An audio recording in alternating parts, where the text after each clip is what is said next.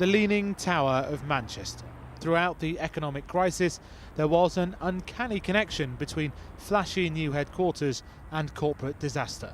The Cooperative Group's headquarters continues that trend. The world's most environmentally sustainable building, yes, but perhaps not the world's most financially sustainable.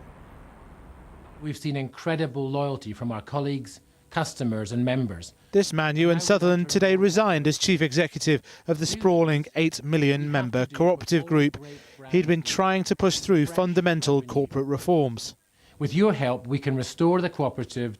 But that's also stretched to an over £3 million corporate-style wage packet, treble that of his predecessor, details of which were leaked at the weekend. Mr Sutherland hit back in a Facebook post complaining of individuals in the boardroom determined to undermine me personally, and today he told the board in a letter, until the group adopts professional and commercial governance, it will be impossible to implement what my team and I believe are the necessary changes and reforms to renew the group and give it a relevant and sustainable future.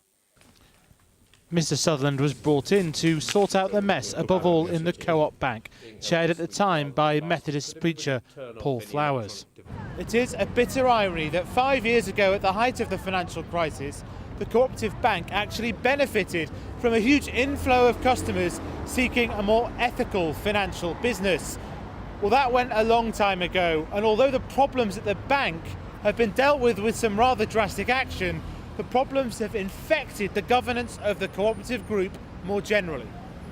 Rochdale Society of Equitable Pioneers, that's what we are! Every single cooperative has failed. The Co-op commissioned this film about their origins in Rochdale a century and a half ago. And it's not about profit, it's about benefit for you and for your families and for the future. But Mr Sutherland's reforms proved too much for the modern-day pioneers.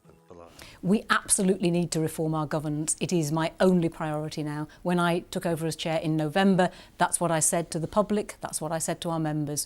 We must reform our governance, and that is why I've taken over the chair, and I will complete that task. That has now become all the more urgent, and the board is getting on with that task. The argument is about how to change the Co-op Group's complex structure. It's jointly owned by 6 million individual members.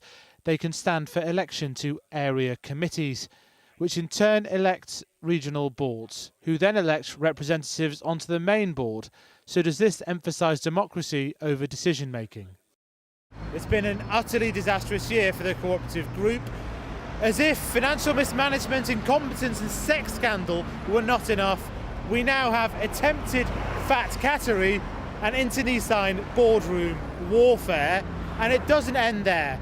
Billions of losses are expected soon, and thousands of job losses potentially.